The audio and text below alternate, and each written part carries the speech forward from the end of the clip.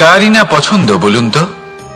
অত্যন্ত সুস্বাদু হয় এই মধু, মিষ্টি খেতে হয় এবং তা শক্তিও প্রদান করে, এবং প্রত্যেকটি মিষ্টি পদার্থের মতোই এতেও খুব তাড়াতাড়ি পিঁপড়ে ধরে যায়। অন্যদিকে যদি নুনকে দেখি, তাহলে বছরের পর বছর রাখলেও এতে পিঁপড়ে ধরে না। এবার যদি কথা বলি বন্ধুত্বের, তাহলে বন্ধুত্ব নুনের মতো হওয়া উচিত, মধুর মতো নয়। যারা সামনে এলে শুধুমাত্র মধুর মধুর কথা বলবে, পরে এতে পিঁপড়ে ধরে যাবে, এটা নুনের মতো হওয়া উচিত। প্রকৃত বন্ধু হলো সে যে সময় এলে পরে আপনার সামনে আপনার প্রকৃত সত্য তুলে ধরবে, তা সে যতই কঠিন হোক না কেন। আপনার দোষ, আপনার অপগুণ, আপনার খামতি আপনাকে বলতে পারবে, যাতে আপনি সেগুলো শুনে মেনে নিয়ে তারপর নিজেকে শুধরোতে পারেন। এটাই হলো প্রকৃত বন্ধুত্ব।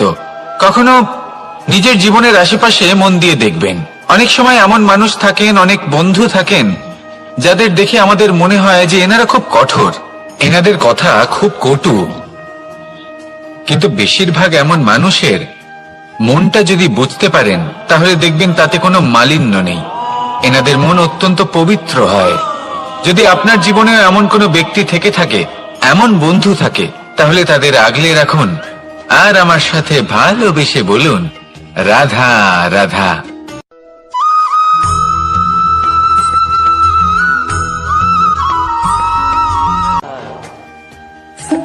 কেমন আছেন আপনারা? জিজ্ঞেস করলাম এই কারণে, কারণ আজকের দিনে দাঁড়িয়ে আশেপাশে যাকেই দেখছি সে দুঃখী আর ব্যাকুল। সে ভাবে সংসারে সব থেকে বেশি দুঃখ শুধু তার জীবনেই আছে, সব থেকে বেশি সমস্যা তার জীবনেই আছে। সংসারে এমন কেউ নেই যার জীবনে কোনো সমস্যা নেই, আর সংসারে এমন কোনো সমস্যা নেই যেটার সমাধান মানুষের কাছে নেই। কিন্তু সেই সমাধান খোঁজার জন্য নিজের বন্ধ দ্বারগুলিকে খুলে এগিয়ে যেতে হবে, সাহস করে এগিয়ে যেতে হবে। কিন্তু কিছু মানুষ কি করেন, নিজের মাথায় হাত দিয়ে কোনো এক কোণায় বসে নিরাশ হয়ে নিজের ভাগ্যকে তিরস্কার করেন। না, এটা কখনোই করবেন না। কর্ম করুন, এগিয়ে যান, সাহস দেখান, আর সব থেকে জরুরি কথা, সংযম হারাবেন না। কারণ আপনার লক্ষ্য যতই কঠিন হোক না কেন, সেটা অবধি পৌঁছানোর রাস্তা আপনার পায়ের তলা দিয়ে সর্বদাই যাবে। রাধা রাধা।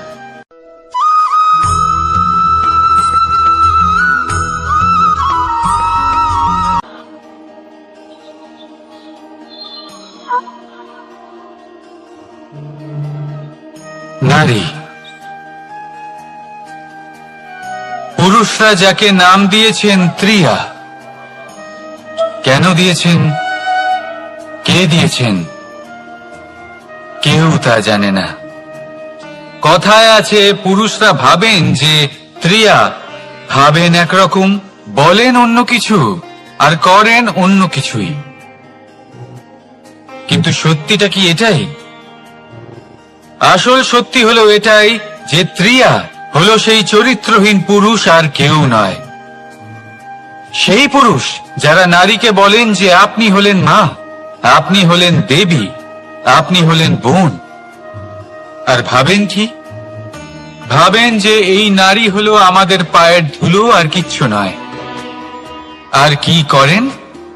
ওনাদের মাথায়, ওনাদের খোপায় মালা পরিয়ে দিয়ে ভাবেন যে ওনারা হলেন তাদের পায়ের ধুলোর সমান। একজন নারীর সম্মান ভঙ্গ করেন, তাদের দাসী মনে করেন।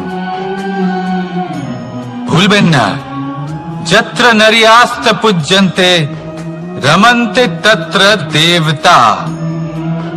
অর্থাৎ যেখানে নারীকে পুজো করা হয় সেখানে ঈশ্বর বাস করেন, আর যেখানে নারীকে অপমান করা হয় সেখানে ঈশ্বর এবং ভাগ্য এই দুই রুষ্ট হয়। মনে রাখবেন, যদি নারী কল্যাণকারী হতে পারেন, তাহলে নারী মহাচণ্ডী রূপও ধারণ করতে পারেন। যদি একজন নারী মাতা হয়ে জন্মদান করতে পারেন, তাহলে নারী মৃত্যু হয়ে বিনাশও করতে পারেন। যেখানে নারী অপমানিত হবেন, সেখানে মহান ভারতও মহাভারতের পথে অগ্রসর হতে পারে। তাই মনে রাখবেন, নারীর অপমান যেন কখনোই না ঘটে। আর যদি কোথাও নারীর অপমান হয়, তার অর্থ হলো আপনার বিনাশ আপনার দিকেই আসছে। আর এটা হলো তার প্রথম পদক্ষেপের প্রথম পদধ্বনি। রাধা রাধা।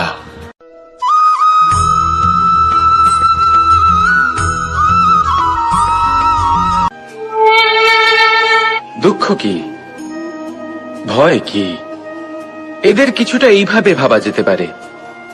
জীবনে যখনই আপনি কিছু একটা লাভ করবেন, তখন সেটা হারানোর ভয় তার সাথেই চলে আসে। যেমন আপনি যদি ধন অর্জন করেন, ধন হারানোর ভয় তার সাথেই চলে আসে। সম্পত্তি অর্জন করলে সেটা লুট হবার ভয় তার সাথেই চলে আসে। আর এটা জীবনের সাথেও হয়। যেই মুহূর্তে আপনি জন্ম নেন, মৃত্যুর ভয় তার সাথেই চলে আসে। জন্ম না নিলে মৃত্যু কিভাবে হবে? মৃত্যুর ভয় কোথা থেকে আসবে? এবার এই ভয় কি সেটা আপনাকে বুঝিয়ে বলি। এই ভয় যদি মনের মধ্যে থাকে, জীবনে থাকে, তাহলে যা কিছু লাভ করবেন, সুখ, সম্পত্তি, সুবিধা, ধন, এইগুলি লাভ করার একটা আনন্দ থাকে। এদের সাথে জীবনযাপন করার একটা আনন্দ থাকে। এই ভয় সেই আনন্দ আপনার থেকে কেড়ে নেয়। ধরে নিন কাল আপনার মৃত্যু হতে চলেছে। এবার কালকের মৃত্যুর ভয় আজই মনে পুষে রাখলে, তাহলে এই ভয় আজকের সুখ, আজকের শান্তি আপনার থেকে কেড়ে নেবে। ভয় এটাই করে। সেই জন্য মনে রাখবেন, ভয়ের সঙ্গ আপনি ত্যাগ করে দিলে জীবন যাপনের যে সুখ তা চিরকাল আপনার সাথে থাকবে। আসুন আর আমার সাথে ভালোবেসে বলুন, রাধা রাধা।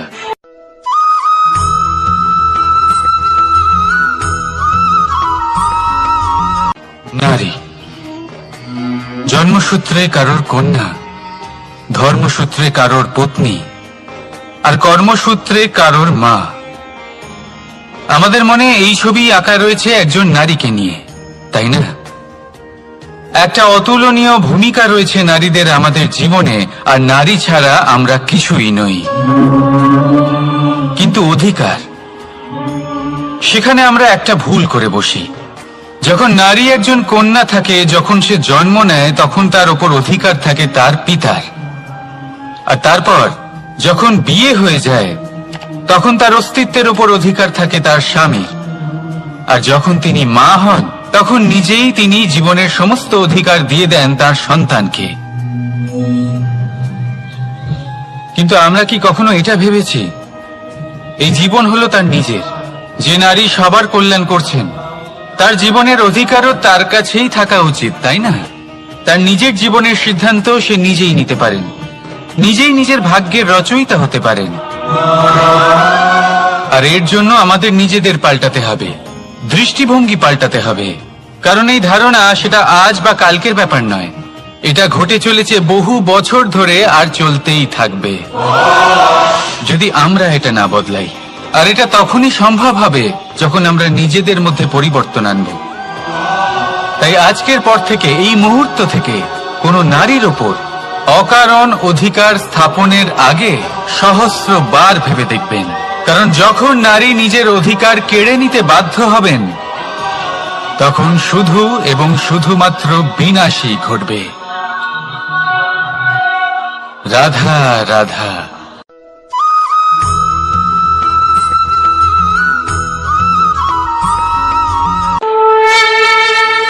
দুঃখ এমন এক অনুভূতি যেটা আমরা চাই বা না চাই, আমাদের জীবনে এটা অবশ্যই আসবে।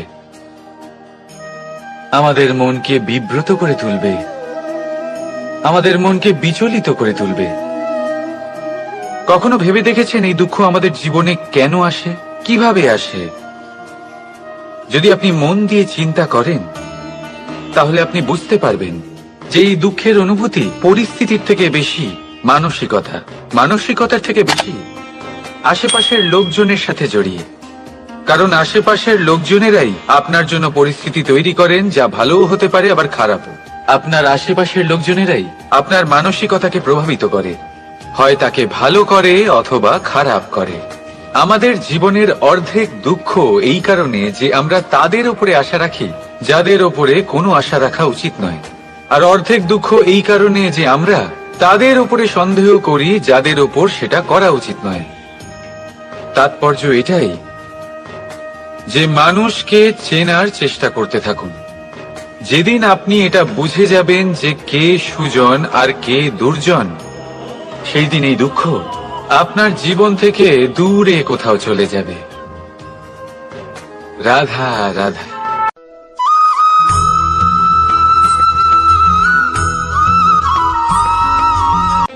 প্রেম এই সংসারে এসেছিল এই সংসারকে প্রেমের শিক্ষা দেওয়ার জন্য, এই জীবনের সুখের অনুভূতি আসলে কি তা শেখানোর জন্য। কিন্তু যদি সত্যি কথা বলি, তো আমি নিজেই প্রতিদিন প্রেমের নতুন নতুন স্বরূপ দেখতে পাই, প্রেমের একটা নতুন অনুভূতি প্রত্যেক নতুন দিনে। আর তার কারণ হলো এই প্রেম অনন্ত, এ হলো দৈব। প্রেম হলো এই সংসারের সব থেকে বড় ঢাল এবং সব থেকে বড় অস্ত্র। এই প্রেম ছাড়া না কোনো ন্যায় হয় আর না কোনো শাস্ত্র, না জীবন আছে আর না অন্ত। এবার যদি এই প্রেম মনের মধ্যে বাস করতে শুরু করে, তাহলে কখনো কোনো সমস্যাই হবে না, আর যদি হয়েও থাকে তাহলে তা স্থায়ী হবে না। এই প্রেম কি না করতে পারে?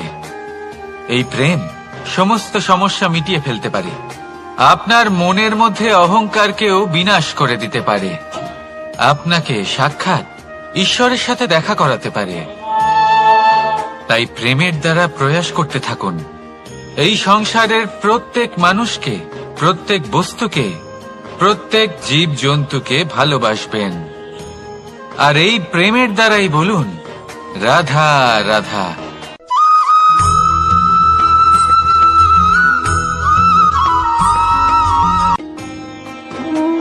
কর্ম, ধর্ম আর কর্তব্য, এই তিনটি একে অপরের সাথে জড়িত।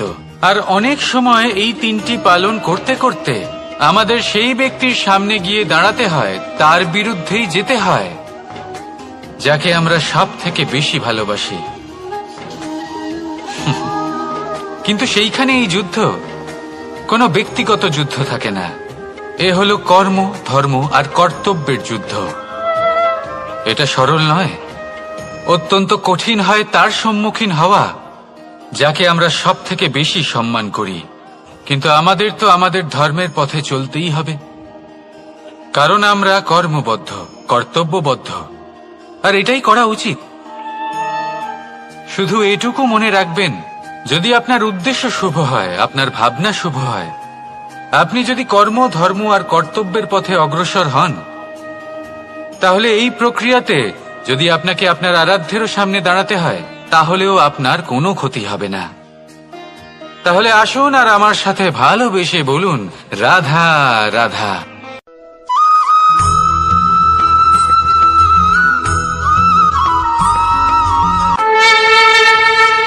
আপনি কি কখনো কোনো জলের ধারা দেখেছেন? তার সামনে যতই মাটি থাকুক না কেন, যতই কাদা থাকুক না কেন, যখন এই জলের ধারা বইতে আরম্ভ করে দেয়, তখন এই কাদাকে নিজেই ধুয়ে নিয়ে যায়। ওই কাদাকে ধুয়ে দেয় এবং নিজের পথ নিজেই তৈরি করে নেয়। তাহলে আপনিও এরকম জলের মতো হয়ে উঠুন। যদি হয়ে উঠতে পারেন, তাহলে নিজের মনের, নিজের ভাবনার, নিজের জীবনের যত অনাবশ্যক তত্ত্ব আছে, অনুপযোগী অংশ রয়েছে, অর্থাৎ অপরিষ্কার অংশ রয়েছে, তা নিজে থেকেই নির্মল হয়ে উঠবে। আর যেরকম জলের ধারা কখনো থেমে থাকে না, সব সময় বয়ে চলে, সেইভাবে আপনিও কখনোই থামবেন না। সবসময় বয়ে চলুন, এগোতে থাকুন। পথে যদি অনেক বিপদ আসে, সমস্যা আসে, থামবেন না, তার উপর নিরন্তর প্রহার করুন, নিরন্তর প্রয়াস করুন আর অগ্রসর হন। আপনি ভেবে দেখুন, এই জলের ধারা কখনো থেমে থাকে না, সবসময় বয়ে চলে। বিপদের সম্মুখীন হয়ে তাকে সাথে বয়ে নিয়ে চলে। সেই জন্য জলের ধারা, প্রবাহমান এই ধারা, এর থেকে কখনো দুর্গন্ধ আসে না, এতে কখনো ময়লা জমতে পারে না, বরং পালিত হয় সুন্দর প্রাণবন্ত জীবজন্তু, যেমন সুন্দর ছোট মাছ। তাই আপনিও এটাই করুন, কখনো থামবেন না, শুধু চলতে থাকুন, জলের ধারার মতো বইতে থাকুন।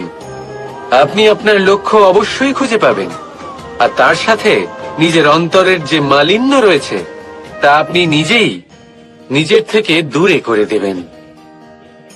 তাহলে আসুন আর আমার সাথে ভালোবেসে বলুন, রাধা রাধা।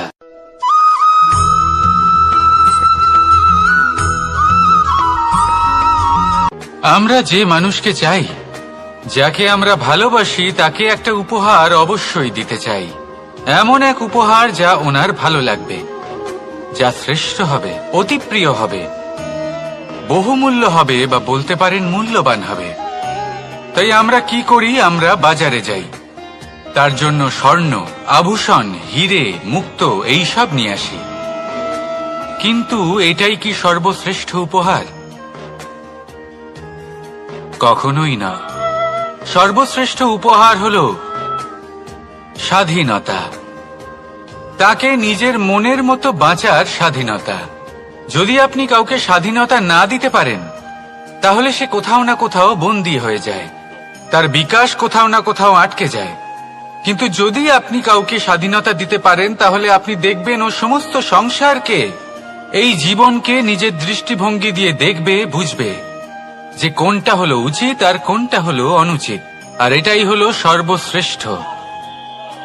আর এবার যদি কাউকে স্বাধীনতার মাধ্যমে এত বড় একটা শক্তি দিতে পারেন, তাহলে আপনি আমাকে বলুন, এর থেকে বড় উপহার আর কি হতে পারে? আসুন আর আমার সাথে ভালোবেসে বলুন, রাধা রাধা।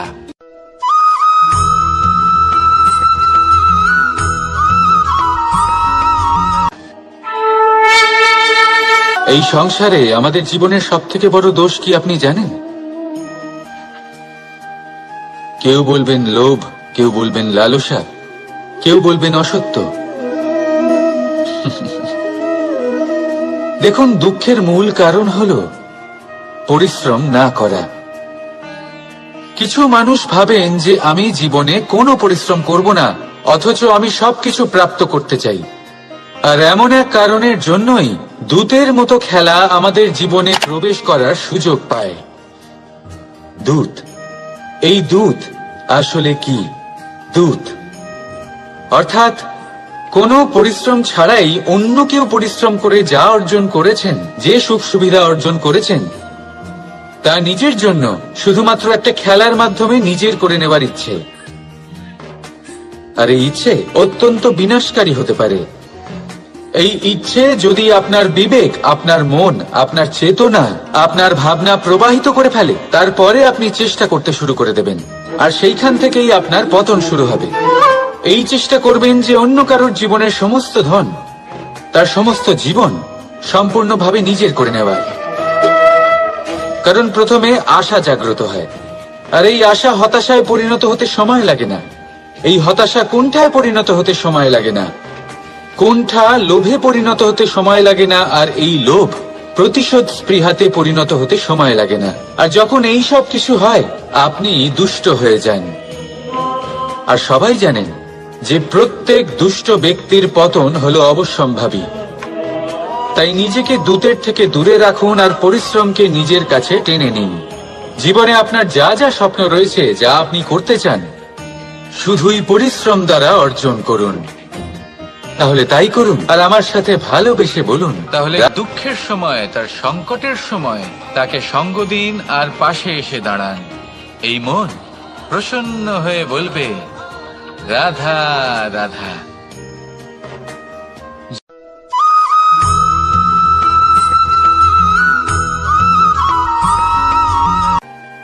জীবনে এমন কিছু কাজ রয়েছে যা আপনাকে একাই করতে হয়, আর এমন কিছু কাজ রয়েছে যা আপনাকে একসাথে মিলে করতে হয়, একজোট হয়ে, সঙ্গবদ্ধ হয়ে। এবার সঙ্গবদ্ধ বলতে কি বোঝাতে চাইছি? আমি তাদের কথা বলছি না যারা বাস্তবিকভাবে একে অপরের সাথে কাজ করেন, আমি তাদের কথা বলছি যারা একে অপরের থেকে দূরে থেকেও একে অপরকে বিশ্বাস করেন। আমি আগেও বলেছিলাম, সমস্ত বিশ্বের আশা বিশ্বাসেই বসবাস করে, তাই না? তাই যেখানে সমস্ত বিশ্ব আছে, সমস্ত সংসার আছে, সেইখানেই বিশ্বাস রয়েছে। তাই আপনার আশেপাশে এমন দল সঙ্গবদ্ধ করুন যাদের আপনার উপর বিশ্বাস আছে আর যাদেরকে আপনি বিশ্বাস করতে পারেন। তাহলে আসুন আর আমার সাথে ভালোবেসে বলুন, রাধা রাধা।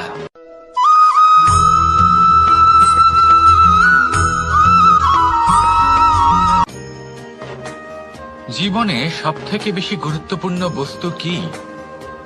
বাড়ি, বাহন, সোনা, ধন। যদি আমি সত্যি বলি তাহলে জীবনে সবথেকে বেশি গুরুত্বপূর্ণ বস্তু কোনো বস্তুই নয়। যদি কিছু গুরুত্বপূর্ণ থাকে তাহলে তা হলো অনুভূতি, করুণা, মিত্রতা, মাতৃত্ব, বাৎসল্য, আর সবথেকে বেশি গুরুত্বপূর্ণ ভালোবাসা। নিজেদের এই জীবনে যদি আপনি শুধুমাত্র বস্তুর খেলাতে মেতে থাকেন তাহলে জীবনে আনন্দ কখনোই থাকবে না। নিজের এই জীবনকে অনুভূতির পীঠস্থান বানিয়ে তুলুন। এই মন প্রসন্ন হয়ে বলবে, রাধা রাধা।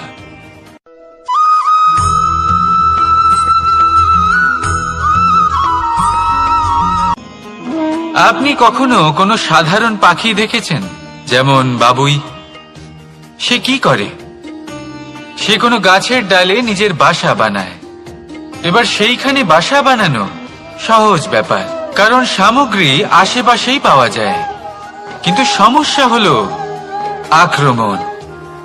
কোনো সাপ বা অন্য কোনো পশু ওর বাসাতে ওর সন্তানদের উপর না আক্রমণ করে বসে, এই ভয়ে তার সব সময় থাকে। আর এটা সব থেকে কঠিন ব্যাপার এদের জন্য, নিজের বাসায় নিজের সন্তানদের সুরক্ষা। আর বাজ পাখি, যদি আমরা বাজের কথা বলি তাহলে তারা কি করে? বাজ পাখি কোনো উঁচু পাহাড়ের শিখরে, কোনো পাথরের খাঁজে নিজের বাসা তৈরি করে। এবার ওখানে বাসা বানানো একেবারেই সহজ ব্যাপার নয়, কারণ সামগ্রী আশেপাশে পাওয়া যায় না, দূর থেকে নিয়ে আসতে হয়। কিন্তু সেইখানে আক্রমণের ভয়ও কখনোই থাকে না।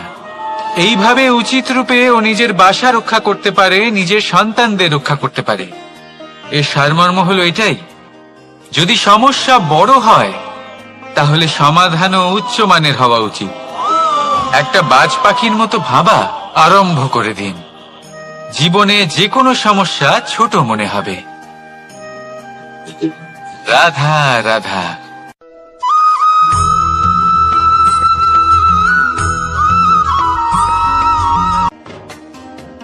যখনই কোনো ঘূর্ণিঝড় আসে, কোনো প্রলয় আসে, তখন দেখবেন তা কত বৃহৎ প্রভাব ফেলে, কত বড় বিনাশ ঘটায়, বিধ্বংস সৃষ্টি করে। যখন বন্যা আসে তখন কত গভীর প্রভাব ফেলে, কত সর্বনাশ ঘটায়। নদীর পাড়ও ভেঙে বয়ে নিয়ে যায়। সেখানে কোনো গাছকে দেখুন, শান্তভাবে দাঁড়িয়ে থাকে, চুপ করে, আর নিজের কাজ করে, ছায়া প্রদান করে, ফল প্রদান করে, কোনো শব্দ না করেই নীরবে কর্ম করে। যদি নদীর কথা বলি, নদী যখন বয়ে চলে খেতে জল প্রদান করে, বনস্পতিদের প্রাণ প্রদান করে, আমাদের পানীয় জল দেয়। এত মহান কাজ করে কোনো শব্দ না করে, নীরবতার সাথে। এ হলো এক শিক্ষা যে এই সংসারে যারাই মহান কর্ম করেন তারাই নীরব থেকে সেই কর্ম করতে থাকেন, কারণ ওনারা জানেন যে গুরুত্বপূর্ণ প্রচার নয় বরং কর্ম। আর যারা রুদ্রের সাথে থাকেন, কোলাহল করেন, তারা শুধুমাত্র ধ্বংসই করেন।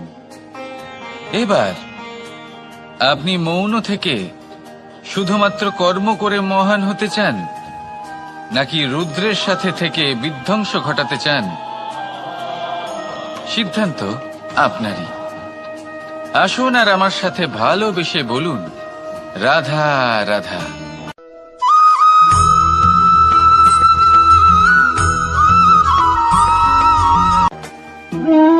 মানুষ জীবনে সবসময় সুখ পেতে চান, কিন্তু এই সুখ, এটা আসলে কি?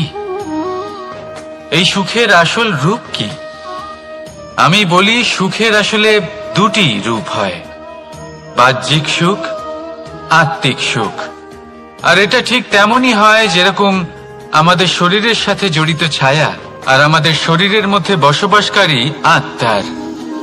যদি ছায়ার কথা ভেবে দেখেন তাহলে বুঝতে পারবেন, আমাদের শোবার সময় ভোরবেলা এই ছায়া অনেক বড় হয়ে যায়।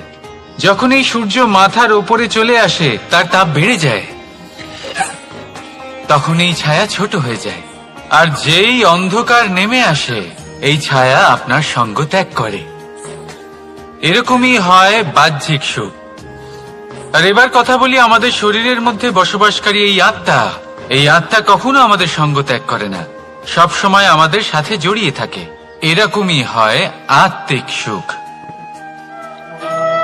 যা সব সময় আমাদের সাথে থাকে। আত্মিক সুখ কারোর সেবা করে, আত্মিক সুখ কাউকে সাহায্য করে, আত্মিক সুখ প্রেম বোধের, যা কখনো আমাদের সঙ্গ ত্যাগ করে না। সেখানে বাহ্যিক সুখ, যতক্ষণ আপনি সম্পন্ন কিছু মানুষ এবং সুবিধার সাথে আছে, এই বাহ্যিক সুখ আপনার সাথে থাকবে। সম্পন্নতা চলে গেলে, মানুষজন চলে গেলে, সুখ সুবিধা চলে গেলে, বাহ্যিক সুখও চলে যায়। তাহলে এই আত্মিক সুখ খুঁজে নিন এবং সেই সুখের সাথেই বলুন, রাধা রাধা।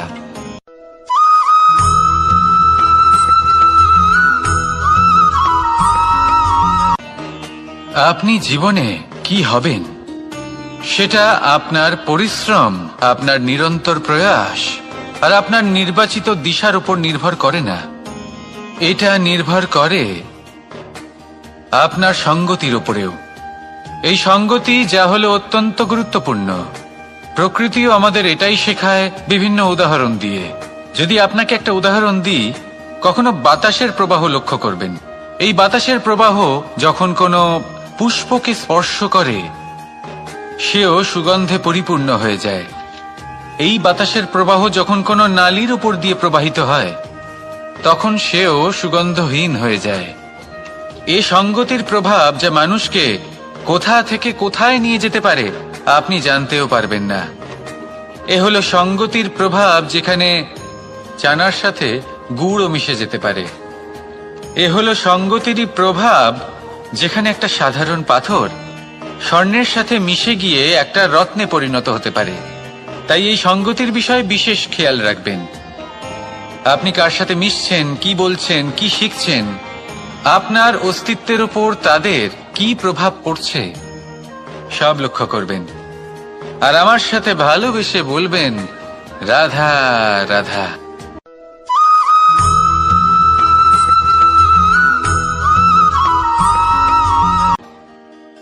মানুষ এক অত্যন্ত বিচিত্র প্রাণী। পরিকল্পনা করে, ষড়যন্ত্র করে, প্রচেষ্টা করে, কাউকে পরাজিত করার চেষ্টাও করে। সাপকে একটা দড়ি মনে করে হাতে চেপে ধরার চেষ্টা করে, কিন্তু একটা কথা বুঝতেই পারে না, সময়ের এই সাপ, এটা হাতে চেপে ধরাই যায় না। আর আপনি যা করবেন তা আবার ফিরে আসবে আপনারই সামনে। দেখুন, এতে কিছুই যায় আসে না যে আপনি কুম্ভকারের পুত্র নাকি কৃষ্ণের পুত্র। যদি আপনি অনুচিত কর্ম করেন, তাহলে আপনার সাথেও অনুচিতই হবে। অশুভ কর্ম করলে আপনার সাথেও অশুভই হবে। কুরু বংশ অত্যন্ত মহান বংশ ছিল। এই কুরু বংশ কি হলো তার সাথে? একটা গোটা বংশ বয়ে গেল, কারণ ওনাদের উদ্দেশ্য অশুভ ছিল। অন্যদিকে 5 জন বনবাসী পাণ্ডব মহাভারত বিজয়ী হলেন, কারণ তাদের উদ্দেশ্য শুভ ছিল। তাই মনে রাখবেন, শুভ অগ্নি প্রজ্বলিত করবেন, শুভ তাপ সঞ্চার হবে। অশুভ অগ্নি প্রজ্বলিত করবেন, নরকেই জ্বলতে হবে। তাহলে আসুন আর আমার সাথে ভালোবেসে বলুন, রাধা রাধা।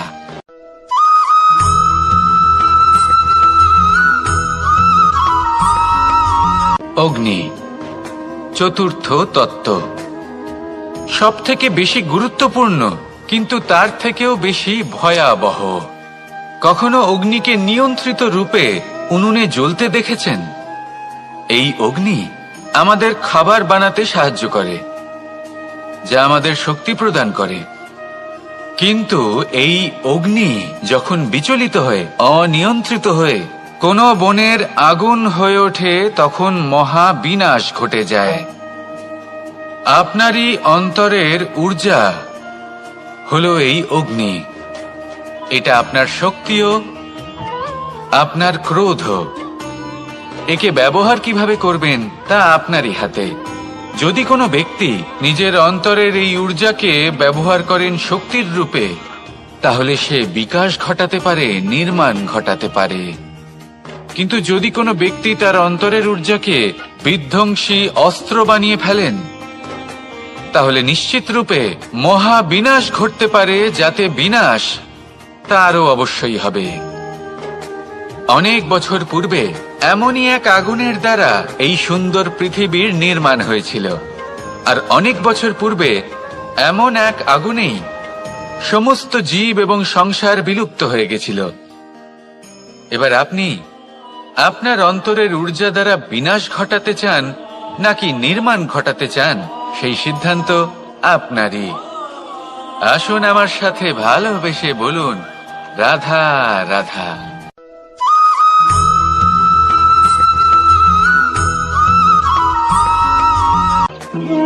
মানুষ জীবনে সবসময় শিখরে পৌঁছতে চায়, অনেক উঁচুতে উঠতে চায়।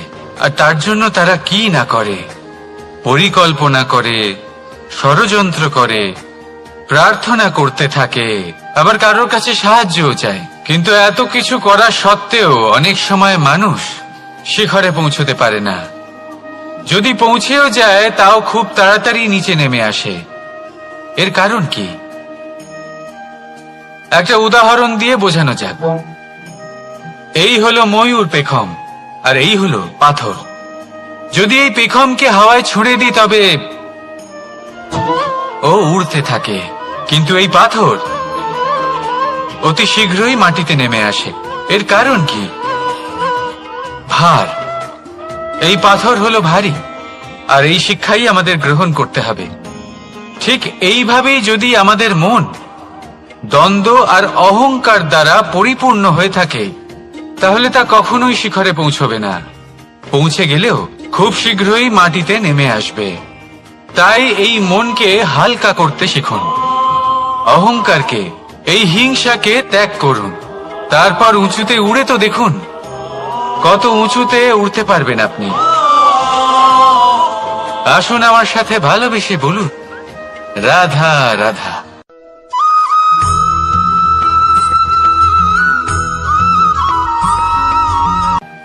কখনো কখনো এমন হয়, আমরা আমাদের বাড়ির উঠোনে বীজ বপন করি, আর তা বিকশিত হয় একটা সুন্দর বৃক্ষে। তার শাখাগুলি প্রতিবেশীর বাড়ি পর্যন্ত পৌঁছয়। ফলের বর্ষণ প্রতিবেশীর বাড়িতেও হয়ে থাকে। আর আমরা ভাবি গাছ আমরা উৎপন্ন করব, আর ফল খাবেন আপনারা। এই কেমন কথা হলো? আপনাকে এই কথা বুঝতে হবে যে এসব হলো ভৌতিক বস্তু, সাংসারিক বস্তু। কখনো নিজের বাড়ির বাগানে ভালোবাসার গাছ বপন করে দেখুন। তার শাখাও প্রতিবেশীর বাড়ি পর্যন্ত পৌঁছবে, ফলের বর্ষণ সেখানেও হবে। কিন্তু সেই ফল চাইতে আপনাকে যেতে হবে না। সেই ফল দ্বিগুণ মাত্রায় আবার আপনার কাছেই ফিরে আসবে। তাই নিজের বাড়িতে আর নিজের মনে ভালোবাসার গাছ উৎপন্ন করুন।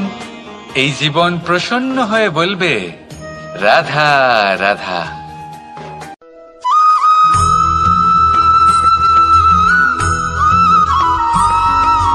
আজ আমি আপনাকে এমন এক গল্প শোনাবো, যা আমার নন্দ বাবা আমাকে শুনিয়েছিলেন যখন আমি ছোট ছিলাম। কাহিনী একজন সাধু আর একজন বিছের। একবার এক সাধু নদীর পাড়ে স্নান করছিলেন। উনি দেখলেন যে জলের প্রবাহে একটা বিছে ভেসে যাচ্ছে। তার প্রাণ বাঁচানোর জন্য উনি তাকে তুলে নদীর পাড়ে রাখার চেষ্টা করলেন। কিন্তু যেই সেই বিছেকে উনি হাতে তুললেন, সেই বিছে ওনাকে কামড়ে দিল।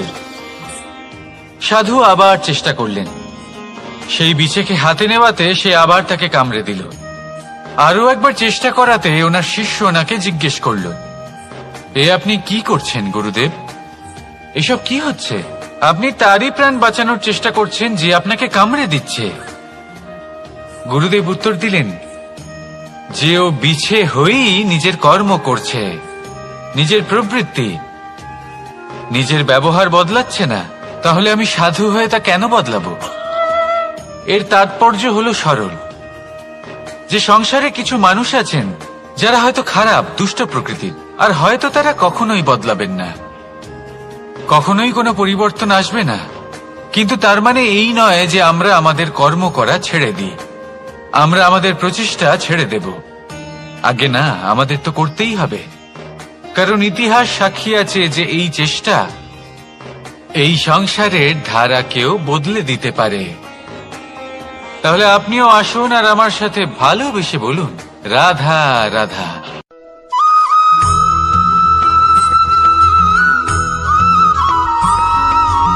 অ দিয়ে অন্ত, আ দিয়ে আরম্ভ, এই দুইয়েরই রাশি সমান। যদি আপনি মন দিয়ে দেখেন তবে দেখবেন এদের সম্পর্ক খুবই নিবিড়। কিভাবে? যখন কোনো কিছু শুরু হয় এটা নিশ্চিত হয়ে যায় যে তা সমাপ্তও হবে। আরম্ভই যদি না হয় তা সমাপ্তও হবে না। যা আরম্ভ হয়েছে তার সমাপ্তি হলো অবশ্যম্ভাবী। এটাই হলো প্রকৃতির নিয়ম, একে এড়ানো যায় না। এবার এই কথা আমরা সকলে জানি। এবার মানুষ কি ভাবে যে সমাপ্তির পরে কি হতে পারে, এর উত্তর তাদের কাছে নেই। তাদের উচিত অন্য কোনো বিষয় ভাবা যা বেশি গুরুত্বপূর্ণ। এবার মানুষ এটা জানে না যে মৃত্যুর পরে কি হতে পারে, কিন্তু এই কথা অবশ্যই জানে যে জন্ম থেকে মৃত্যু পর্যন্ত এই সময়, যাকে আমরা জীবন বলে থাকি, এই সময় আমরা কর্ম করতে পারি। এই কথা তো আমরা জানি। তাহলে এমন কি কর্ম করা যেতে পারে যা আমাদের সমাপ্তির পরও আমাদের প্রাসঙ্গিক করে রাখতে পারে, এই বিষয়ে ভাবা উচিত। যে জন্মগ্রহণ করেছে তার মৃত্যু হবেই, এটা সাধারণ বিষয়। কিন্তু ইতিহাস আজও সেই সকল মানুষজনকে স্মরণ করেন যাদের এই সংসার তাদের মৃত্যু নয়, বরং তাদের জীবনকালে যে কর্ম তারা করেছেন তার দ্বারা মনে রাখেন।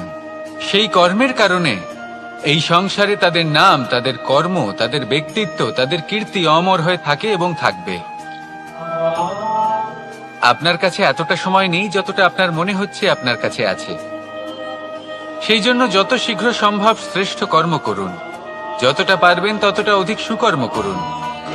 এই সংসারে নিজেকে অমর করে তুলুন আপনার মৃত্যুর পরেও, আর আমার সাথে ভালোবেসে বলুন, রাধা রাধা।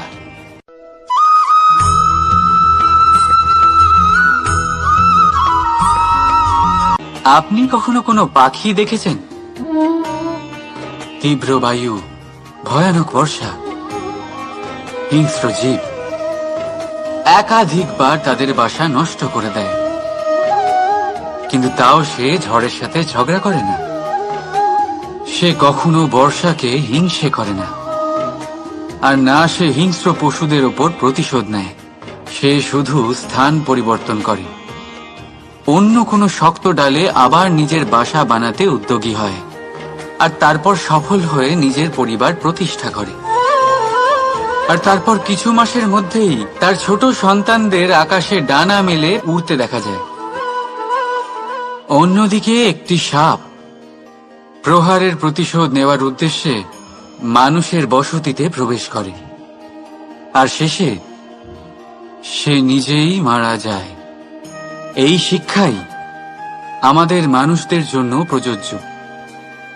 প্রতিশোধের আগুনে মানুষ স্বয়ং ভস্ম হয়ে যায়, উত্থান থেকে পতনের দিকে নিয়ে যায়। তাই যদি জীবনে উন্নতি করতে হয় তবে পরিবর্তনের চিন্তা নিয়ে কর্ম করুন, নয়তো প্রতিশোধ আপনাকে রসাতলে তলিয়ে দেবে।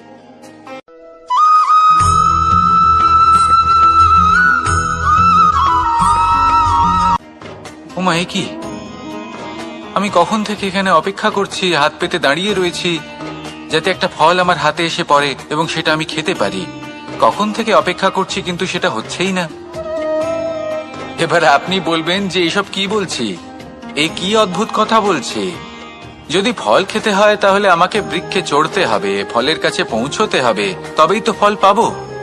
এবার এটা অত্যন্ত সহজ ব্যাপার, কিন্তু এই বিষয়টা আপনি নিজের জীবনের প্রসঙ্গে ভেবে দেখুন। লক্ষ্য কোথায় আছে আপনি জানেন, সেই লক্ষ্যে পৌঁছানোর পথ কি সেটাও আপনি জানেন, সেই পথে চলার ক্ষমতাও আপনার রয়েছে, কিন্তু তাও আপনি নিজের লক্ষ্য লাভ করতে পারছেন না। কেন?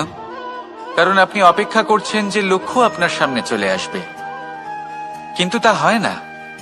লক্ষ্য সে যাই হোক না কেন, ধন হোক, প্রেম হোক, কোনো সম্মান হোক বা মোক্ষ হোক, যদি আপনি তার দিকে অগ্রসর না হন তাহলে ফল প্রাপ্তি অসম্ভব ব্যাপার, তা কোনোদিনই হবে না। সেই জন্য আপনার চোখের সামনে আপনি যদি নিজের লক্ষ্যকে দেখতে পান তাহলে উঠুন এবং সেই দিকে অগ্রসর হতে শুরু করুন। নিজের অন্তরের সকল অশুভ গুণ দূর করুন, অলসতা ত্যাগ করুন, অজ্ঞানতা ত্যাগ করে দিন এবং চলতে থাকুন। অবশ্যই মনোবাঞ্ছিত ফল লাভ করতে পারবেন। মনে রাখবেন, চলতে থাকলে তবেই লক্ষ্য প্রাপ্তি হবে। অপেক্ষার দ্বারা শুধুমাত্র মৃত্যু লাভ হবে। আসুন আমার সাথে ভালোবেসে বলুন, রাধা রাধা।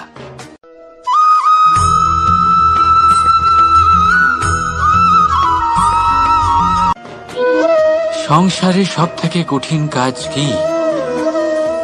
কেউ বলবেন পর্বত আরোহণ করা, কেউ বলবেন সাঁতার কাটা, কেউ বলবেন আকাশে ওড়া।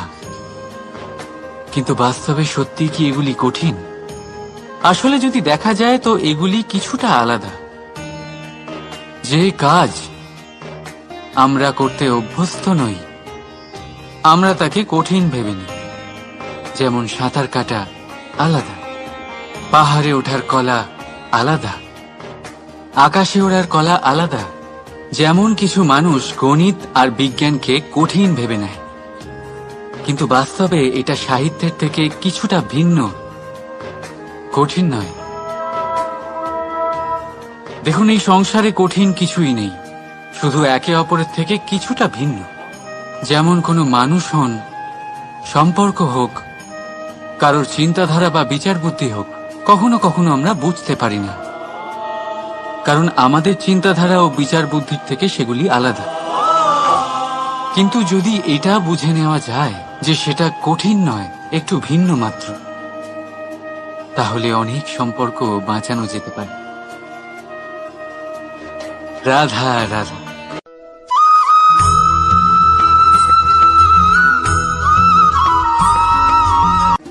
পাখি কখন জন্ম নেয়, কখন উড়তে শেখে, কখন বাসা বানাতে শেখে, কখন নিজের মৃত্যু লাভ করে, এসব আমাদের মধ্যে কেউ জানি না। কিন্তু পাখি একটা কথা খুব ভালো করে জানে, যে এই সংসারে ও যা কিছুই করুক না কেন, এই সংসারের ওকে নিয়ে কিচ্ছু যায় আসে না। এবার আমরা কি করি? কোনো কাজ করার আগে আমরা এটা ভাবি যে এই সংসার যদি আমাকে দেখে ফেলে তাহলে কে জানে এই সংসার কি ভাববে, আমার প্রতিচ্ছবি কেমন তৈরি হবে কে জানে, কে জানে কি হবে আদি ইত্যাদি। এই সব ভাবনায় আমরা মগ্ন হয়ে যাই। কিছুটা এমন ভাবে মগ্ন হই যে বর্তমানের কর্মের এই জীবনের যাত্রাপথে সেই সময়ের আনন্দ উপভোগ করতে ভুলে যাই। এবার দেখুন একটা পাখি কি করে, ওর কর্ম হলো গান গেয়ে চলা। ওই পাখি গেয়ে চলে, কেউ ওর গান শুনুক বা না শুনুক, কেউ আদৌ শুনছে কিনা সেই বিষয়টা নিয়ে সেই পাখির কিছুই যায় আসে না। সেই পাখি নিজের কর্ম করতে থাকে। হয়তো সেই জন্যই আপনি কখনো কোনো পাখিকে কাঁদতে দেখবেন না। এরকমই আপনাকে নিজেকে গড়ে তুলতে হবে। প্রথমে নিজেকে জিজ্ঞেস করুন, এই যে কর্ম আমি করতে চলেছি সেটা কি উচিত? যদি আপনার মনে হয় সেটা উচিত তাহলে সেটা প্রমাণ করুন। এটা ভাববেন না যে এই সংসার কি ভাববে। আসুন আর আমার সাথে ভালোবেসে বলুন, রাধা রাধা।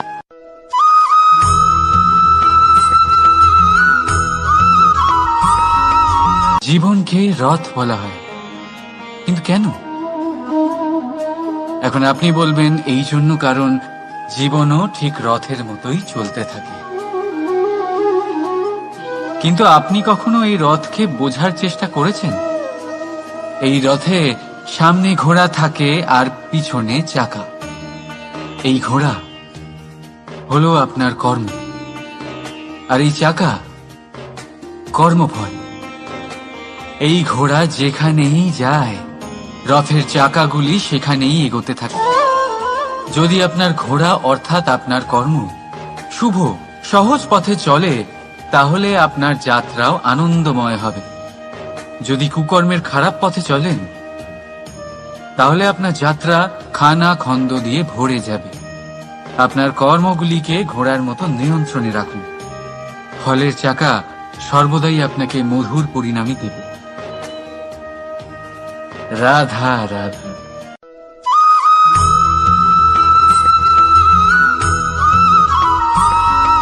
কখনো ভেবেছেন, যখন মাতা সন্তানকে জন্ম দেয় তখন কি হয়? 9 মাস গর্ভে ধারণ, প্রসবের তীব্র যন্ত্রণা, যে যন্ত্রণা এতটাই ভয়ানক হয় যে মনে হয় সন্তানের জন্মের সাথে মাতারও এক নতুন জন্ম হচ্ছে। আর এই জন্মের সাথে শেষ হয় মাতার যন্ত্রণার। কিন্তু যদি আপনি আপনার দৃষ্টিভঙ্গি পাল্টে দেখেন, তাহলে আপনি বুঝতে পারবেন যে এই যন্ত্রণার অন্ত এক অপার আনন্দের প্রারম্ভ। প্রারম্ভ সন্তানের, আর সন্তান মাতা পিতার জন্য সুখের প্রারম্ভ। জীবনের সাথে এটাই হয়। আমরা কখনো কখনো কোনো সম্পর্ক বা পরিস্থিতির যন্ত্রণার অন্তের জন্য এত বিচলিত হয়ে যাই যে সেই আনন্দের প্রারম্ভ আমরা দেখতেই পাই না। মনে রাখবেন, যন্ত্রণা আনন্দের প্রারম্ভের লক্ষণ মাত্র। রাধা রাধা।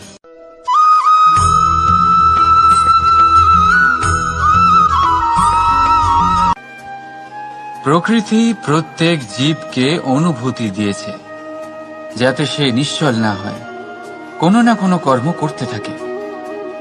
আর সেই অনুভূতি হল খিদে। পশু পক্ষী প্রাণী পরিশ্রম করতে থাকে নিজের খিদে মেটানোর জন্য। কিন্তু অন্য জীবের মতো মানুষের খিদে কি তার পেট অবধি সীমিত থাকে? পেটের খিদে মেটাতে মেটাতে কখন যে এই খিদে মন আর মায়ার তৃষ্ণায় রূপান্তরিত হয় আমরা বুঝতেই পারি না।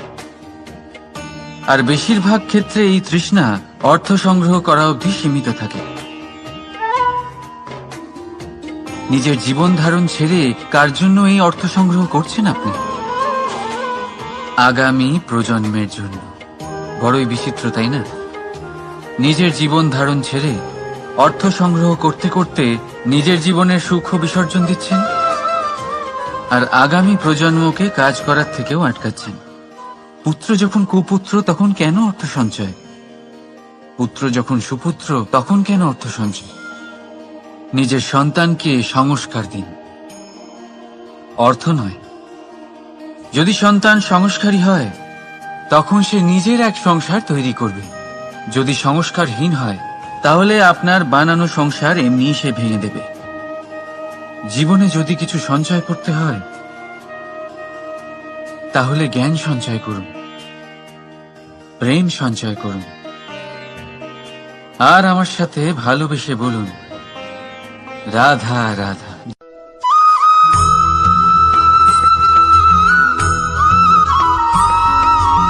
নদীর জল মিষ্টি হয়, আর সাগরের জল হয় নোনতা, আর কোনো নালার জল দুর্গন্ধে ভরা হয়। কেন? নদীর জল মিষ্টি হয় কারণ সে সকলকে জল দেয়, সাগর জল নেয়, আর তাই জন্য নোনতা হয়। আর নালা সে বওয়া বন্ধ করে দেয়, আর সেই কারণেই তা দুর্গন্ধময় হয়ে ওঠে, সে কাজের অযোগ্য হয়ে ওঠে। আমাদের জীবনেও অনেকটা এমনটাই হয়ে থাকে। যদি নদীর মতন জীবনে কিছু দিতে শেখেন, তাহলে জীবনে মিষ্টত্ব বজায় থাকবে। যদি সাগরের মতন ভাগ দেওয়ার বদলে শুধু সঞ্চয় করতে থাকেন, তাহলে মনে তিক্ততা ভরে থাকবে। আর যদি নালার মতন বওয়া বন্ধ করে দেন, কর্ম করা ছেড়ে দেন, তাহলে কাজের অযোগ্য হয়ে যাবেন। আর সেই জন্য কোনো বিশ্রাম ছাড়াই কর্ম করতে থাকুন। আর যা কিছু আপনার কাছে আছে তাকে ভাগ করতে শিখুন। মন প্রসন্ন হয়ে বলবে, রাধা রাধা।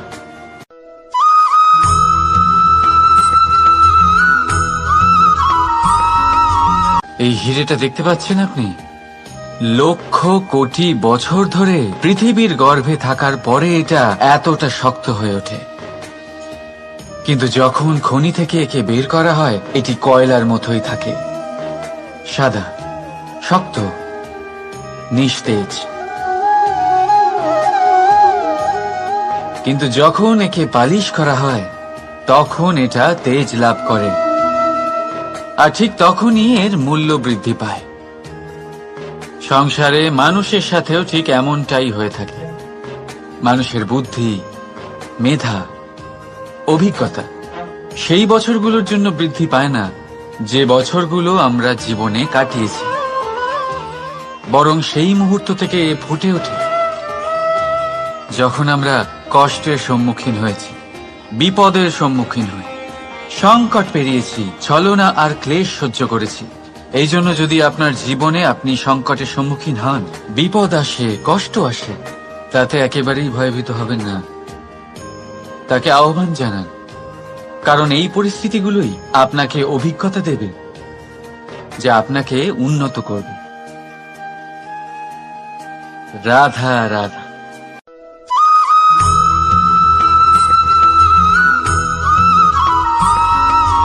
মানুষের মধ্যে এক বিশেষ গুণ পাওয়া যায়, মূল্যায়ন করার। কোনটা দামি, কোনটা সস্তা, যেটা কিনতে গেলে অনেক মুদ্রা লাগে, অনেক পরিশ্রম লাগে, সেটা দামি। যেটা কিনতে গেলে কম মুদ্রা, কম পরিশ্রম লাগে, সেটা সস্তা। কিন্তু এটাই কি সম্পূর্ণ সত্য?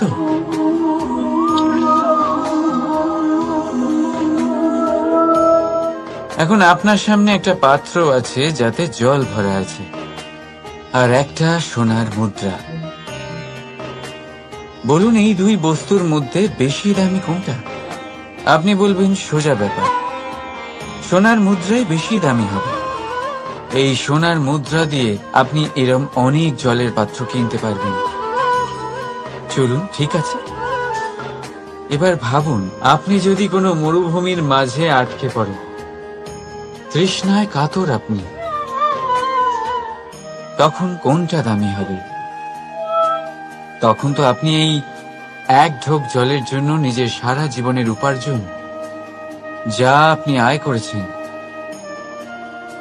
সব দিতে রাজি হয়ে যাবেন। মনে রাখবেন, জীবনে দামি বা সস্তা বস্তু নয়, পরিস্থিতি হয়। আর প্রয়োজনে যা কাজে আসে, তার থেকে অমূল্য এই সংসারে আর কিচ্ছু নেই। রাধা রাধা।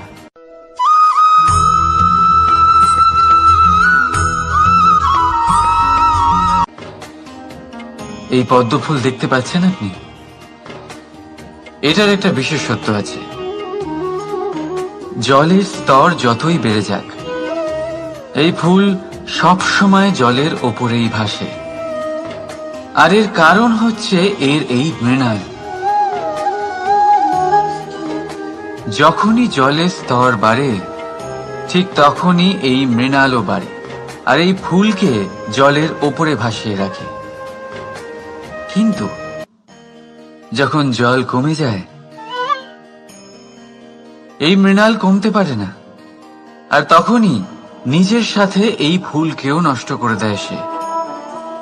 মানুষের সাথেও এরকমই হয়। দেখুন, মানুষ যত সমৃদ্ধ হতে থাকে, ততই তার জীবনের স্তর বাড়তে থাকে, তার ইচ্ছেগুলো, তার প্রয়োজন বাড়তে থাকে।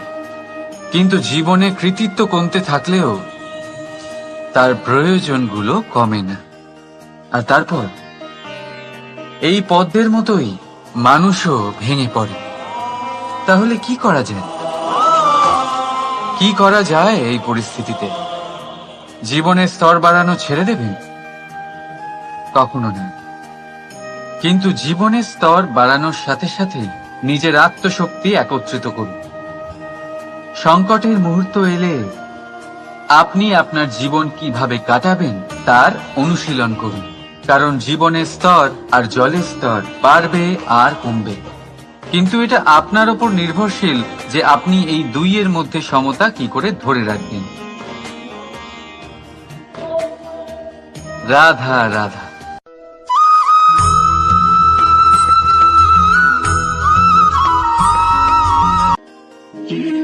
আমরা সবাই জীবনে সফল হতে চাই, তাই না?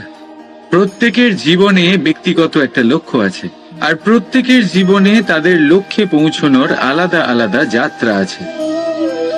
এবার এই যাত্রায় অগ্রসর হওয়ার জন্য পথের দরকার। পথ, এই পথ, এটা অত্যন্ত গুরুত্বপূর্ণ। আর মানুষ এটাই বুঝে উঠতে পারেন না। অধিকাংশ মানুষ তাদের গোটা জীবন কাটিয়ে দেন এই পথ খুঁজতে গিয়ে, আর অধিকাংশ মানুষ জীবন কাটিয়ে দেন তাদের এই পথ বদলাতে গিয়ে। কিন্তু এভাবে সাফল্য অর্জন করা যায় না। এবারে আপনারা জিজ্ঞেস করবেন কি করে সাফল্য লাভ করবেন? এই সফলতা তিনি অর্জন করেন যে তার পথ নিজেই তৈরি করেন।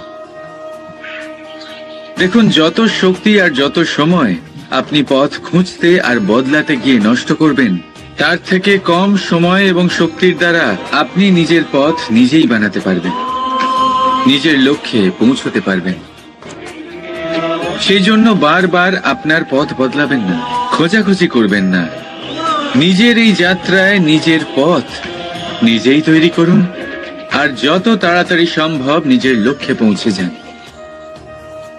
রাধা রাধা।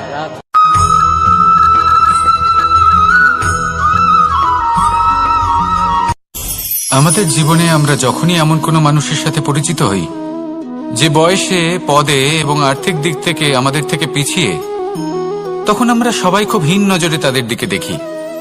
মনেই করি না যে সেই ব্যক্তির নিজস্ব একটা অস্তিত্ব রয়েছে, তার নিজেরও একটা মাহাত্ম্য রয়েছে। আমাদের মনেই হয় না যে আমাদের সামনে দাঁড়িয়ে থাকার যোগ্যতা আছে তাদের। চলুন আপনাকে একটা প্রশ্ন করি, শূন্যের নিজস্ব মূল্য কোথায়? আপনি বলবেন কিছুই না। শূন্যের আবার নিজস্ব মূল্য কোথায়? কিন্তু যখন এই শূন্যই কোনো সংখ্যার সাথে এসে যুক্ত হয়ে যায়, কোনো অঙ্কের সাথে এসে যুক্ত হয়ে যায়, তখন তার মূল্য অনেক গুণ বৃদ্ধি পায়। অর্থাৎ এই শূন্যের মূল্য অবশ্যই আছে। আর আমাদের জীবনেও এমন কিছু ব্যক্তি থাকেন, তাদের দেখে মনে হয় যে এদের কোনো মূল্যই নেই। কিন্তু যখন এই ব্যক্তি কারোর সাথে এসে জুড়ে যান, তখন তার মূল্য সেই ব্যক্তির বৃদ্ধি ঘটায়। এই সংসারে এমন কোনো ব্যক্তি নেই যার কোনো মূল্য নেই। যদি আমরা ধনুকের কথা বলি, তাহলে তার জন্য একটি দড়ির প্রয়োজন হয়, যেটি প্রত্যঞ্চা হিসেবে ব্যবহৃত হয়। যদি এই প্রত্যঞ্চা না থাকে, তাহলে ধনুকের কোনো মূল্যই থাকে না। যদি প্রত্যঞ্চা না থাকে, তাহলে ধনুকের অস্তিত্ব অসম্পূর্ণ থেকে যায়। এই সংসারে যে কোনো ব্যক্তি হোক বা যে কোনো বস্তু হোক, প্রত্যেকের নিজস্ব একটি মূল্য আছে। তার সম্মান করুন, সামনে অগ্রসর হন, আর আমার সাথে ভালোবেসে বলুন রাধা রাধা। সুখ, দুঃখ এবং শক্তি, এই তিন হলো এই সংসারের ত্রিদেবের মতো। আমাদের জীবনে যা কিছু ঘটছে, যদি অন্তরে শুভ চেতনা না থাকে, তাহলে এই শিক্ষার কোনো গুরুত্ব থাকে না। দ্বিতীয় স্তম্ভ, ব্যবসা। পরিশ্রম করে উপার্জন করতে হবে, এই কথাটা আমরা সবাই জানি এবং সবাই চেষ্টাও করি। কিন্তু ব্যবসা করতে করতে আমরা এটা ভুলে যাই আমাদের ব্যবহার কেমন হয়ে পড়েছে। এই ব্যবহার যদি শুভ হয়, তাহলে আমাদের উপার্জন আস্তে আস্তে একটা স্থির জায়গায় এসে পৌঁছবে।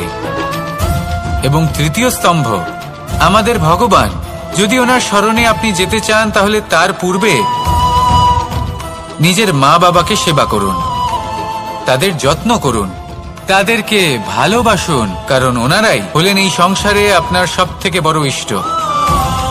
তাহলে 3 স্তম্ভের সাথে সাথে তাদের আধারকেও নিজের জীবনে প্রাধান্য দিন। কোনো সমস্যা আসবে না, জীবনে একের পর এক উন্নতি করবেন এবং এই মন প্রসন্ন হয়ে বলবে রাধা রাধা। করা সত্ত্বেও সামনে অগ্রসর হতে পারেন না, তখনও জীবনে কঠিন পরিস্থিতি আসতেই থাকে। এমনটা ঠিক কেন হয়? কারণ সে জীবনে এই 3টি স্তম্ভ লাভ করে নেয়, জীবনে প্রয়োগও করে, কিন্তু তার ভিতের কথা সে ভুলেই যায়। যেমন প্রথম স্তম্ভ অর্থাৎ শিক্ষা। এই শিক্ষার আধার হলো শুভ চেতনা। যদি অন্তরে শুভ চেতনা না থাকে তাহলে এই শিক্ষার কোনো গুরুত্ব থাকে না। দ্বিতীয় স্তম্ভ ব্যবসা। পরিশ্রম করে উপার্জন করতে হবে, এই কথাটা আমরা সবাই জানি এবং সবাই চেষ্টাও করি, কিন্তু ব্যবসা করতে করতে আমরা এটা ভুলে যাই আমাদের ব্যবহার কেমন হয়ে পড়েছে। এই ব্যবহার যদি শুভ হয় তাহলে আমাদের উপার্জন আস্তে আস্তে একটা স্থির জায়গায় এসে পৌঁছবে। এবং তৃতীয় স্তম্ভ আমাদের ভগবান। যদি ওনার শরণে আপনি যেতে চান তাহলে তার পূর্বে নিজের মা বাবাকে সেবা করুন, তাদের যত্ন করুন, তাদেরকে ভালোবাসুন, কারণ ওনারাই হলেন এই সংসারে আপনার সবথেকে বড় ইষ্ট। তাহলে 3 স্তম্ভের সাথে সাথে তাদের আধারকেও নিজের জীবনে প্রাধান্য দিন। কোনো সমস্যা আসবে না, জীবনে একের পর এক উন্নতি করবেন এবং এই মন প্রসন্ন হয়ে বলবে রাধা রাধা। সুখ, দুঃখ এবং শক্তি, এই 3 হলো এই সংসারের ত্রিদেবের মতো। আমাদের জীবনে যা কিছু ঘটছে এই 3টির ভিত্তির উপরেই হচ্ছে। আসলে এই সংসারের একটা নিয়ম আছে, যখনই আপনি কিছু লাভ করেন এই সংসার আপনার পরীক্ষা নেয়। এটা জানার জন্য আপনার পরীক্ষা নেয় যে আপনি যা কিছুই লাভ করেছেন আপনি কি আদৌ সেটার যোগ্য কিনা। যদি অহংবোধ চলে আসে তাহলে সুখ সেখানেই সঙ্গ ত্যাগ করে। দুঃখ আপনার ধৈর্যের পরীক্ষা নিতে থাকে, আর যদি আপনার মধ্যে ধৈর্য না থাকে তাহলে এটা আপনাকে আরো বেশি দুঃখের গভীর অন্ধকারে ঠেলে দেবে। সেখানে শক্তি পরীক্ষা নেয় আপনার বিনম্রতার। যদি আপনি বিনম্র না হন তাহলে হয় এই শক্তি আপনার সঙ্গ ত্যাগ করবে, নয় এই শক্তি বিনম্রতার অভাবে আপনার পতনের কারণ হতে পারে। এই সংসারে যে কোনো ব্যক্তি যিনি এই পরীক্ষায় উত্তীর্ণ হয়ে থাকেন এই জীবনে তিনি সাফল্য লাভ করেন। আসুন আমার সাথে ভালোবেসে বলুন রাধা রাধা। ভয়ের সাথে আমরা সবাই পরিচিত, কষ্ট আমরা সবাই পেয়েছি। কখনো কখনো আমরা অসুস্থ হয়ে পড়ি, আর এমন সময় হলে মাতার মমতা, কখনো বাবার স্নেহ, কখনো বন্ধুদের পাশে থাকার অনুভূতি আমাদের রোগ নিরাময়ে সাহায্য করে। কখনো যদি আমরা নিরাশ হয়ে পড়ি, তখন যদি আমাদের কোনো আপনজন আমাদের দুটো ভালো কথা বলে তখন আমাদের মনোবল বেড়ে যায়। ঠিক তেমন সংসারের এই রঙ্গমঞ্চে যদি আপনি পীড়িত অনুভব করেন, কিছু শুভ কথা আলোচনা করুন, কিছু স্তুতি গান করুন, কিছু মুহূর্তের জন্য হলেও নিজের ইষ্টদেবের কথা স্মরণ করুন আর প্রার্থনা করুন। সাহস বাড়বে, শক্তিও বৃদ্ধি পাবে এবং সামনে এগিয়ে চলার পথও দেখতে পাবেন। তখন এই মন প্রসন্ন হয়ে বলবে রাধা রাধা। এই সংসারে কখনো কোনো ব্যক্তিকে তার বাইরের পোশাক দেখে বিচার করার চেষ্টা করবেন না, এটা খুব বড় ভুল করবেন। যেমন আমরা জীবনে অনেক সময় এমন করি, ধরুন কোথাও একটা গাছ দেখলাম, খুব বিশাল আকারের একটা গাছ যেটা মাটির থেকে অনেক উঁচুতে পৌঁছে গেছে, যার বিশাল শাখা আছে। সেগুলো দেখে আমরা ভাবি যে এই গাছে হয়তো কত সুস্বাদু ফল আছে, আমরা সেই গাছের পরিচর্যা করতে থাকি। আবার অন্যদিকে হলো একটি তৃণ যেটা মাটি থেকে কিছুটা উঁচুতে পৌঁছেছে, কিন্তু সেই তৃণর নিচে, মাটির নিচে অত্যন্ত সুস্বাদু ফল বা সবজি জন্ম নেয়, যা আমাদের স্বাস্থ্যের পক্ষে অত্যন্ত উপকারী। সেই জন্য কখনো আবরণ দেখে কাউকে বিচার করতে চেষ্টা করবেন না। তার বদলে এটা বোঝার চেষ্টা করুন যে আপনার সামনে যে ব্যক্তি আছে বা বস্তু আছে তার বিশেষত্ব কি। যদি এই বিশেষত্ব বোঝার ক্ষমতা আপনি অর্জন করেন, যদি এই শিল্প আপনি নিজের ভেতরে জাগ্রত করেন, তাহলে এই সংসারে বিশেষত্ব কি সেটা আপনি জানতে পারবেন। আর এই সমস্ত খেলা দৃষ্টি থেকে নয়, দৃষ্টিভঙ্গি থেকে জন্ম নেয়। দৃষ্টিভঙ্গি সবসময় শুভ রাখুন আর আমার সাথে ভালোবেসে বলুন রাধা রাধা। যখন আমরা কোনো বনে প্রবেশ করি তখন এই সবুজ ঘাস দেখে, এই কোমল ঘাস দেখে আমাদের মন প্রফুল্ল হয়ে ওঠে। ভিন্ন ভিন্ন প্রজাতির ফুল, ভিন্ন ভিন্ন রঙের ফুল দেখে এই মন আনন্দে ভরে ওঠে। এখানে শিশুরা আনন্দ লাভ করে, বড়রা ভোজন গ্রহণ করেন, কথাবার্তা বলেন, হাঁটাহাঁটি করে বেড়ান। এবার ভেবে দেখুন, যখন এই উপবনের নির্মাণ হয়েছিল সেই সময় যদি এই মাটিকে সঠিকভাবে খনন না করা হতো, যদি তাতে সঠিকভাবে বীজ রোপণ না করা হতো, যদি কোনো সংঘর্ষ না হতো, পরিশ্রম না করা হতো, যদি চলতে চলতে পায়ে কাঁটা না বিঁধে যেত, তাহলে এই সুন্দর বন দেখে আমরা কি এই আনন্দ লাভ করতে পারতাম? কখনোই নয়। ধরুন কোনো নদীর তটে সুন্দর একটি বন আছে, সেই বনের আনন্দ লাভ করতে গেলে আপনাকে সেই নদী পার করতেই হবে। যদি সুখের নদীর কাছে পৌঁছতে চান, তাহলে তটে যে কাঁটা রয়েছে সেগুলোর সাথে সংঘর্ষ করতেই হবে। এই সংসারে যদি আপনি সুখ লাভ করতে চান, তাহলে সুখ লাভের এই যাত্রা শুরু করতে হবে সংঘর্ষ দ্বারা। তাহলে সংঘর্ষকে স্বাগত জানান, এর পেছনেই সুখ রয়েছে যা আপনার জন্য অপেক্ষা করছে। এবার হাসুন আর আমার সাথে ভালোবেসে বলুন রাধা রাধা। মানুষ সুখী জীবনযাপনের প্রতি এতটাই অভ্যস্ত হয়ে পড়ে যে একটা ছোট্ট সমস্যা এলেই সে সবার থেকে সাহায্য চাইতে শুরু করে দেয়। সে সাহায্য লাভও করে এবং সেই সংকট থেকে সে বেরিয়েও আসে। কিন্তু এই সাহায্য কিছু মুহূর্তের, আর কিছু মুহূর্তের হলো এই দুঃখ। এই দুই মুহূর্তের সাহায্যের জন্য আজীবন আপনি তার কাছে ঋণী হয়ে থাকেন। আর মানবিকতার খাতিরে আপনার মনে কৃতজ্ঞতা জেগে ওঠে, আর সেই কৃতজ্ঞতা বোধ হলো যে আপনি কখনো সেই ব্যক্তিকে ছাপিয়ে যেতেই পারবেন না। সেই জন্য জীবনে সবসময় চেষ্টা করবেন নিজেকে প্রস্তুত রাখতে সেই সব সমস্যার জন্য, সেই সব বাধার জন্য যেগুলো আপনার জীবনে আসতে পারে। ততক্ষণ সাহায্য চাইবেন না যতক্ষণ না অন্য কোনো পথ না থাকছে। সাহায্য চাওয়া অনুচিত নয়, কিন্তু সাহায্য চাইলে এবং সাহায্য পেলে আপনি আজীবন কৃতজ্ঞ এবং ঋণী হয়ে থাকবেন। আর তারপর একদিন আপনি পরিবর্তন দেখতে পাবেন যে কিভাবে আপনি ছোট ছোট সমস্যার জন্য সাহায্য না চেয়ে বড় বড় সমস্যার সম্মুখীন হতে প্রস্তুত হয়ে গেছেন। এটাই হলো সংসারের নীতি। এটাই পালন করুন আর আমার সাথে ভালোবেসে বলুন রাধা রাধা। আপনি কখনো কাউকে পর্বতে আরোহণ করতে দেখেছেন? বা আপনি কখনো নিজে কোনো পর্বতে আরোহণ করেছেন? করে থাকলে আপনি এই বিষয়ে অবশ্যই জানবেন যে যখন আমরা শিখরের দিকে এগোই, ওপরের দিকে এগিয়ে চলি, তখন আমাদের একটু ঝুঁকে পথ চলতে হয়। তখনই আমরা সেই পর্বত আরোহণ করতে পারি।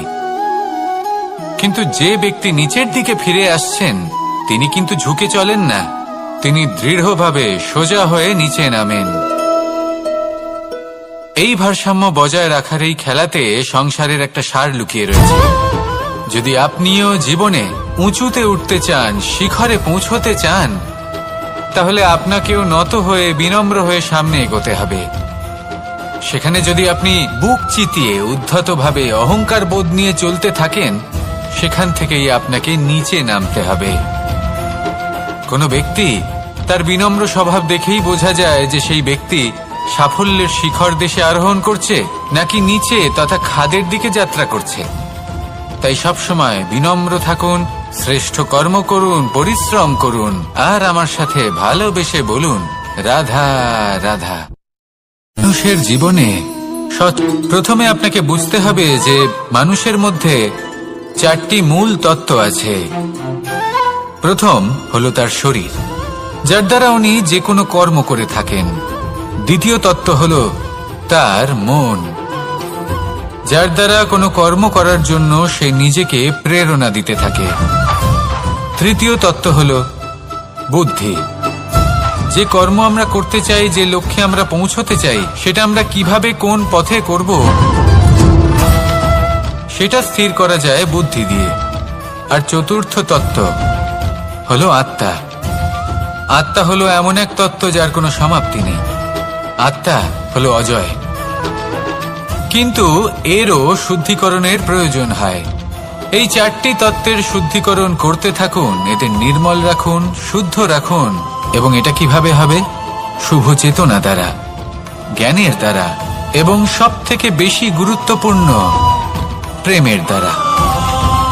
আসুন আমার সাথে ভালোবেসে বলুন রাধা। তৃতীয় হলো আত্মবিশ্বাস। হেরে যাওয়া বস্তুও আবার জিতে নিতে পারবেন। যদি আপনার নিজের আত্মবিশ্বাস থাকে, তাহলে আপনি কখনো পরাজিত হবেন না। এবং তৃতীয় হলো অহংকার। জয়লাভ করার পরেও কিন্তু এটা আপনাকে পরাজিত করতে পারে। সেই জন্য জীবনে সঙ্গবদ্ধ হন, আত্মবিশ্বাস রাখুন, কিন্তু কখনোই অহংকার করবেন না। এই অহংকার আপনার থেকে সবকিছু কেড়ে নিতে পারে। এই অহংকারের জন্যই মথুরাপতি কংস নিজের পতনের দিকে অগ্রসর হয়েছিলেন। এই অহংকারকে ত্যাগ করুন আর আমার সাথে ভালোবেসে বলুন রাধা রাধা। এই সংসারে সব থেকে বেশি কঠিন কাজ কোন থেকে কঠিন কাজ? কারণ যখন আপনি তপস্যা করেন, তখন সেখানে আপনার ধৈর্য ভাঙার মতো কেউ থাকেন না। না কোনো বন্ধু, না কোনো আত্মীয়, না কোনো শত্রু, কেউ না। কিন্তু যখন আপনি এই সমাজে, এই পরিবারে থাকেন, কোনো না কোনো ব্যক্তি এসে আপনার ধৈর্যের বাঁধ ভেঙে দেওয়ার ক্ষমতা রাখেন। তারা আপনার ধৈর্যের বাঁধ ভেঙে দেয়, আর কখনো কখনো তারা অনিচ্ছাকৃতভাবেই সেটা করে থাকেন। কারণ তাদের মানসিকতা আপনার থেকে আলাদা, তাদের কর্ম আপনার থেকে আলাদা, তাদের দৃষ্টিভঙ্গি আপনার থেকে আলাদা, জীবন যাপন আপনার থেকে আলাদা। সেক্ষেত্রে আপনি ধৈর্যচ্যুত হন, প্রসন্নতা আপনার থেকে ছিনিয়ে নেওয়া হয়। সেই জন্য এই সংসারে, এই পরিবারের থেকেও ধৈর্য ধরে সামনে অগ্রসর হওয়া কোনো পর্বতের শিখরে গিয়ে তপস্যা করার থেকেও অনেক বেশি কঠিন। আর যে ব্যক্তি এই সমাজেই, এই পরিবারে, সেই সকল মানুষের মধ্যে থেকে গিয়েও ধৈর্য ধরে অগ্রসর হতে থাকেন, যারা এই কাজটা শিখে নিতে পারেন, তারাই কিন্তু জীবনে আনন্দ লাভ করতে পারেন। এই ধৈর্যই শেষে আপনার জীবনে প্রসন্নতা বহন করে আনবে। তাই ধৈর্য ধরে জীবনের পথে অগ্রসর হন আর আমার সাথে ভালোবেসে বলুন রাধা রাধা। কোথাও রোপণ করার আগে বোঝার চেষ্টা করুন যে যার ওপর আপনি বিশ্বাস করতে চলেছেন সে কি আদৌ আপনার বিশ্বাসের যোগ্য কি না। ভেবে দেখুন সেই ব্যক্তি ভবিষ্যতে গিয়ে আপনার বিশ্বাস ভাঙতে পারে কিনা।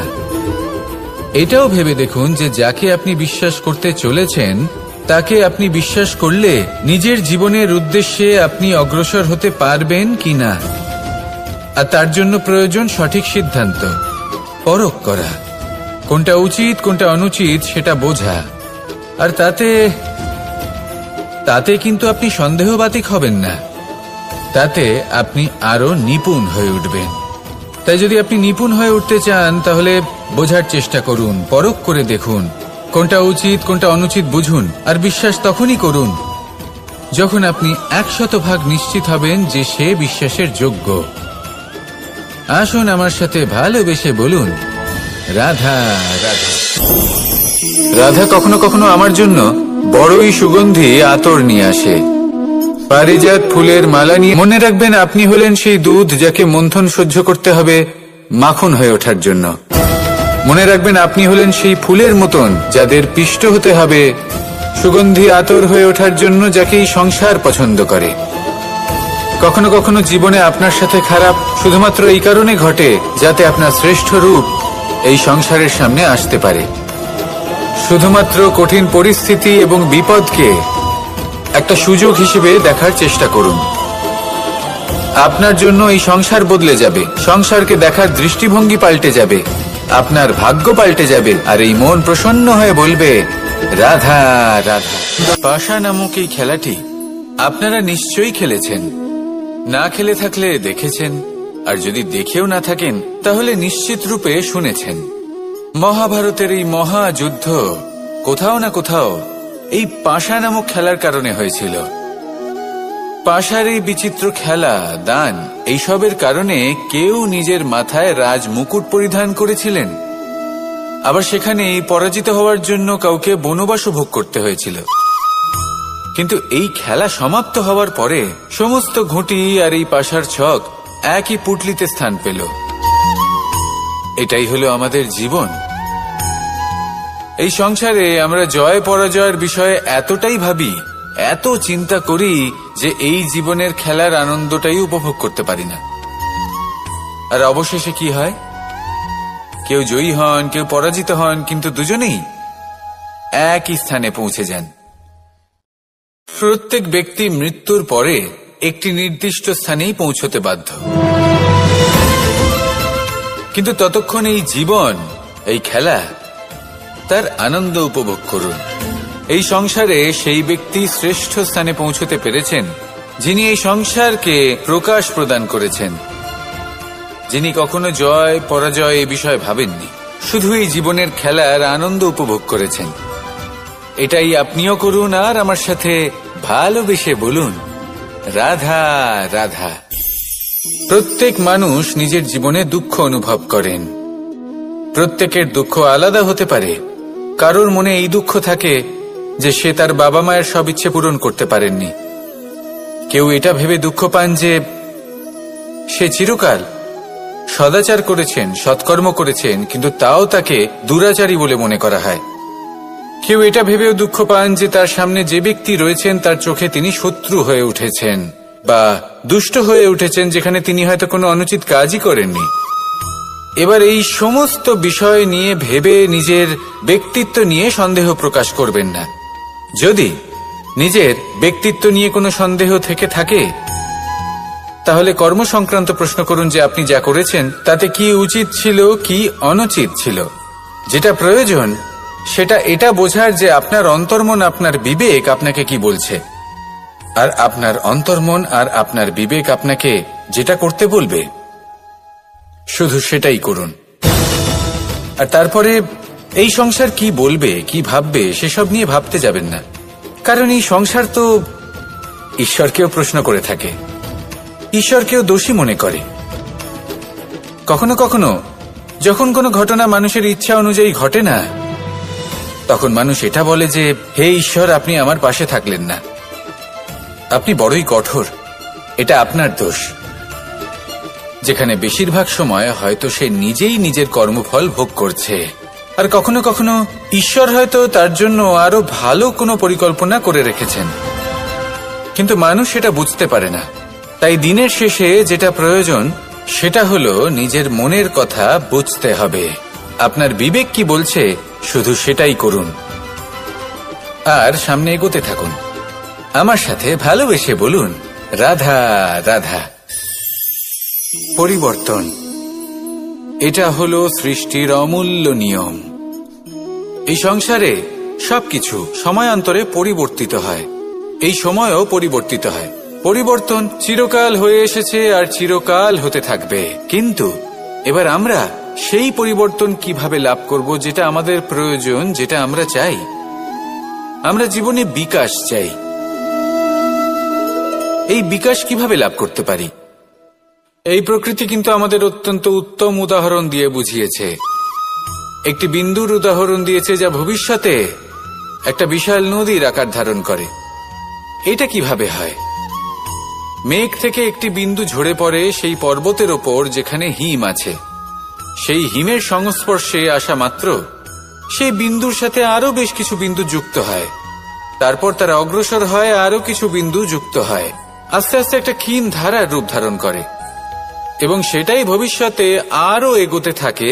অনেকটা যাওয়ার পর যখন অনেক সংখ্যক বিন্দু একসাথে যুক্ত হয় তখন সেটা বিশাল নদীর আকার ধারণ করে। এবার আমরা মানুষ বলে আমাদের সাথে এই নিয়মের অন্যথা হয় তা নয়। আমরাও এই প্রকৃতির অংশ, আমাদের ক্ষেত্রেও একই নিয়ম প্রযোজ্য। যখন পরিশ্রম করে অনেক সংখ্যক বিন্দু আমরা একত্রিত করব, তখনই পরিবর্তনের নদী প্রবাহিত হবে। প্রয়োজন হল নিরন্তর পরিশ্রম করা এবং ধৈর্য ধরা। এটা করতে থাকুন, জীবনে সবকিছু লাভ করতে পারবেন।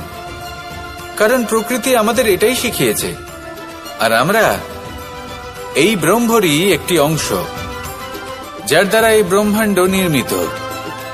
আসুন আমার সাথে ভালোবেসে বলুন, রাধা রাধা। কখনো এই প্রকৃতির দিকে তাকিয়ে থাকবেন, যে গ্রহণ করে না, এই সংসারকে প্রদান করে, যাতে পশু পাখি মানুষ তারা এই ফল গ্রহণ করে শক্তিশালী হয়ে উঠতে পারে, সুস্থ থাকতে পারে।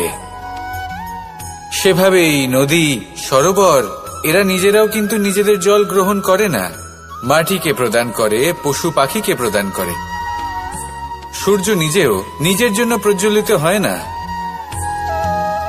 সে প্রকাশ ছড়িয়ে দিতে চায় আমাদের সবার কাছে, সে আলো পৌঁছে দিতে চায়। এই প্রত্যেকের কর্মে পরমার্থ নিহিত আছে, আর সেই জন্যই এদের সকলকে পুজো করা হয়। তাই মনে রাখবেন, আপনার কাছে জীবন যাপনের অতিরিক্ত যা কিছুই আছে তা পরমার্থের জন্য। তাহলে তার সদ্ব্যবহার করুন, আর আমার সাথে ভালোবেসে বলুন, রাধা রাধা। আমরা প্রত্যেকেই অবশ্যই এমন সময় দেখেছি যখন অনেকগুলো সমস্যা একসাথে আমাদের জীবনে এসে পড়ে। সমস্যা আমাদের প্রত্যেকের জীবনেই থাকে, আমরা তার সমাধান খুঁজতে চেষ্টা করি, কখনো সমাধান খুঁজে পাই, আবার কখনো যতই চেষ্টা করি না কেন কোনো সমাধান খুঁজেই পাই না। আর যখন এটা হয় তখন মানুষ অত্যন্ত বিচলিত হয়ে পড়েন। নিজের আত্মীয় স্বজন, নিজের বন্ধু বা সংসার, এদের ওপরে এই দোষ চাপিয়ে দেন যে এদের জন্যই এই সমস্যা এসেছে।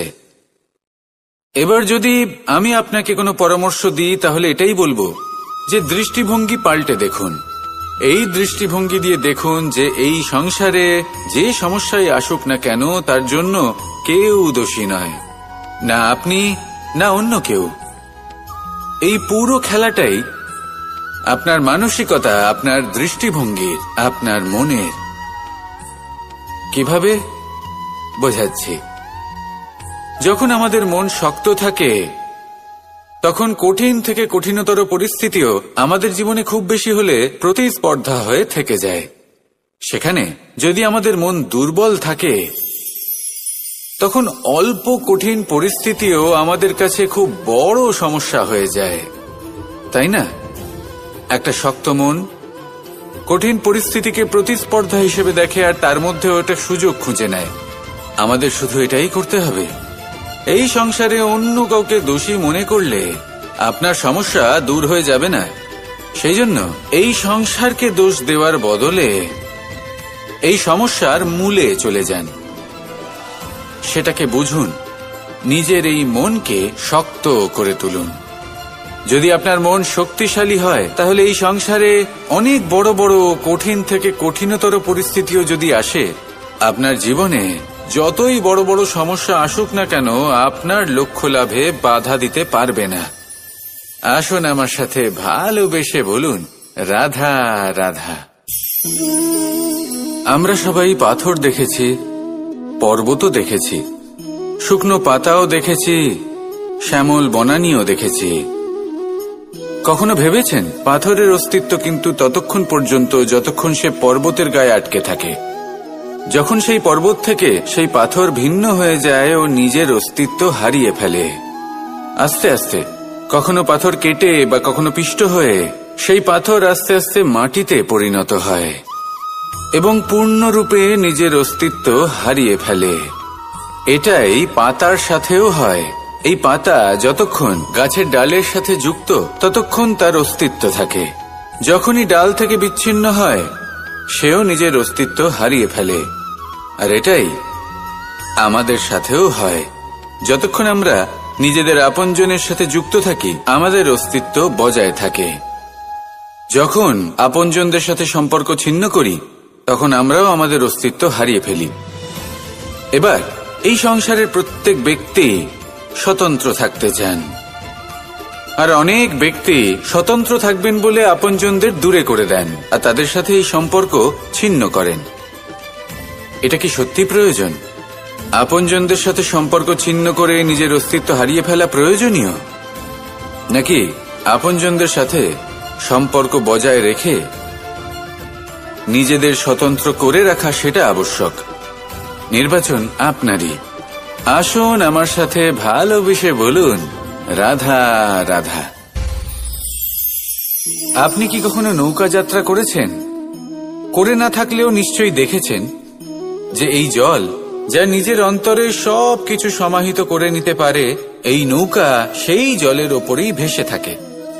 নদীর স্রোত কাটিয়ে সে সামনে অগ্রসর হয়।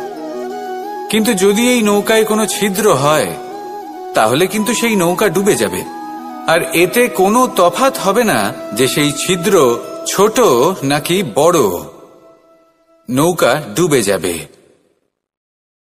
এই ছিদ্র হলো আমাদের জীবনে আমাদের অপগুণ, আমাদের দোষ, আমাদের বিকার। কখনো এটা ভাববেন না যে এই দোষ খুবই ছোট, এতে কিছুই যাবে আসবে না। না, সেই ছোট দোষ, সেই ছোট বিকার যদি সেটাকে শুধরে না নেন তাহলে সেটা আপনাকে আপনার পতনের দিকে নিয়ে যাবে। শেষ পর্যন্ত এটা আপনার উপর নির্ভরশীল যে আপনি কি চান। আপনার জীবনের এই নৌকা এভাবেই ডুবে যেতে দেখবেন, নাকি নিজেকে শুধরে নিয়ে সেই নৌকার সেই ছিদ্রটাকে ভরিয়ে তুলতে চাইবেন?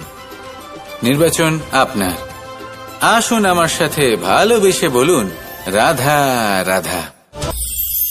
নিজের প্রবাহ থামতে দেয় না, ক্রমাগত অগ্রসর হতে থাকে। সেরকমই একটা শিক্ষা যেটা আমরা জল থেকে পেয়ে থাকি তা হলো এটা, আমরা যখন জলের দিকে তাকাই তখন আমরা নিজের প্রতিবিম্ব দেখি, স্পষ্টভাবে দেখতে পাই। কিন্তু তখনই দেখতে পাই যখন এই জল শান্ত থাকে, স্থির থাকে। যদি এই জল অশান্ত হয়ে থাকে, স্থির না হয়, তাহলে আমরা এতে নিজের প্রতিবিম্ব দেখতে পাই না। এটাই আমাদের মনের সাথেও হয়ে থাকে। যখনই জীবনে কোনো সংকট আসে, যদি আমরা শান্ত মনে, স্থির মনে সিদ্ধান্ত নিই, তাহলে সেটা এমন একটা শীতল সিদ্ধান্ত হবে যেটা আমাদের ভবিষ্যৎকে একটা শ্রেষ্ঠ স্থানে নিয়ে যাবে। যদি এই মন অশান্ত হয়, বিচলিত হয়, পীড়িত হয়, দুঃখিত হয়ে থাকে, রুষ্ট হয়ে থাকে, তাহলে অনেক সময় আমরা এমন সিদ্ধান্ত নিই যেটা আমাদের জন্য অনুচিত প্রমাণিত হয়। যখন আপনি ক্রুদ্ধ ছিলেন বা দুঃখের বশে ছিলেন, তখন অনেক সময় হয়তো এমন সিদ্ধান্ত নিয়েছেন যেটার জন্য ভবিষ্যতে আপনি অনুশোচনা করেছেন। এবার দেখুন, এই আবেগগুলো থেকে আমরা পালাতে পারবো না, কিন্তু এই আবেগগুলো আপনার উপর কতটা প্রভাব ফেলবে সেটা আমরা অবশ্যই ঠিক করতে পারি। এই মনকে আমরা নিয়ন্ত্রণ করতে পারি। এটাই করুন, চিন্তা করুন, এই মনকে শান্ত রাখুন, স্থির হতে চেষ্টা করুন, আর তারপরে সিদ্ধান্ত নিন। আসুন আমার সাথে ভালোবেসে বলুন, রাধা রাধা।